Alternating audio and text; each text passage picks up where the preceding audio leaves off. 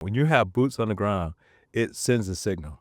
A plane can fly over, a ship can drive through, but when you have boots on the ground, soldiers interacting with the people on the ground, it changes the atmosphere. It's the engagement of talking to people, learning the language, eating the food, hanging out. It really changes the culture of what it means. I have many sayings, but here's one of them. Here's one for you. A leader's presence, presence, only matters when you're present.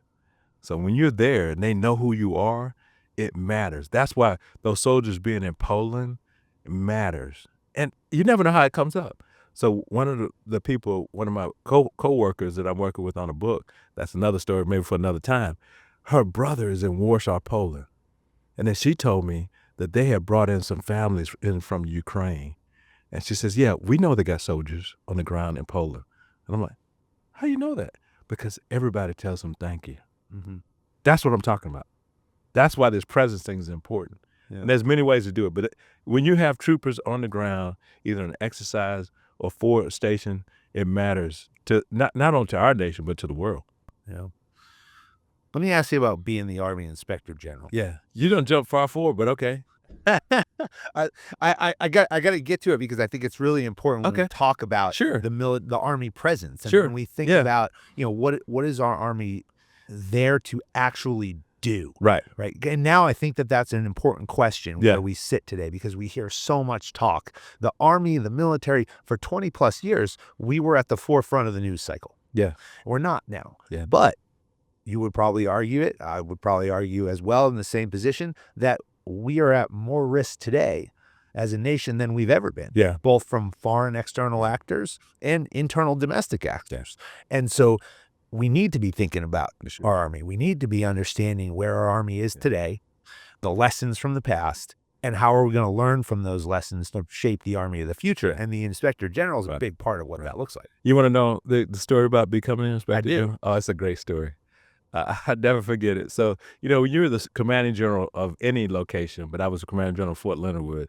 So you got a driver, you got an aide, you got a chief of staff, you got an enlisted aide that cooks for you, takes care of you, because you change the uniform sometimes 3 or 4 times a day. I was an aide, so you know the deal. You know exactly what I'm talking about. So you get a phone call from Gomo that says the chief of staff of the Army would like you to do blah blah blah blah. In this case, the chief of staff of the Army would like you to become the deputy inspector general.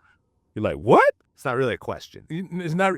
Oh no, you have a choice. You could either take it or retire, right? So that's how it works. And so I see General Allen. I never forget this. He was the vice chief of staff of the Army at the time. We were at a function in December, and I said, "Hey, sir, who did I piss off to go to this job?" He said nothing, and I just like no response. No response. He just looked at me. I was like, "Oh, okay. I guess I keep moving." But what I found out later was what leaders do is talk about what needs to happen in organizations. And so the trade-out commander, God rest his soul, General Cohn, told me, he said, look, we need to change the culture. And then you also find out that whoever the 3-star is has a lot to do with whoever they want as the deputy. So Dave Quantock was coming in to be the inspector general. He says, I want Les Smith as my deputy. I'm like, really? Come on, Dave. So, but anyway, it blew my mind. I had no idea all the things that the inspector general does. Most people think it's about investigations only, right? Senior official investigations. And as the deputy, my nickname was Darth Vader. Why? Because I had to call them, all my peers on the phone that says, you're the subject of an investigation. That's no fun, right? But first I would never lose my job over somebody else. And many of these investigations don't provide any substantiation at all. And many of them are just investigations because you got to look into what those things are. The problem is those that are published that come out from a negative perspective, because that's what you see when you become a general officer, SES. It's all in the paper. Enlisted guys, most of the time not, unless they're high level senior enlisted people. There's not investigation. So as a deputy, I was responsible for doing all the background work, but the IG does investigations, assistance, and inspections for that 1.3 million soldiers and civilians, right? There's 2 ways of looking at it. One way is to be reactive. One way is to be proactive. I chose to be the proactive person when I became the inspector general. So I spent most of my time talking to leaders about how to stay out of trouble. Yeah. And those who listened did well. Now, some did not, because the standard is a standard. And we have to make sure that the soldiers trust us, the nation trusts us, Congress trusts us, our leaders trust us in the things that we do. And it's not personal, but it has to be done to the standard.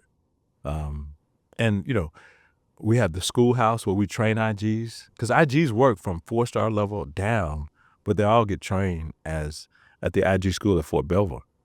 And they learn how to do the efficiency, effectiveness to support commanders.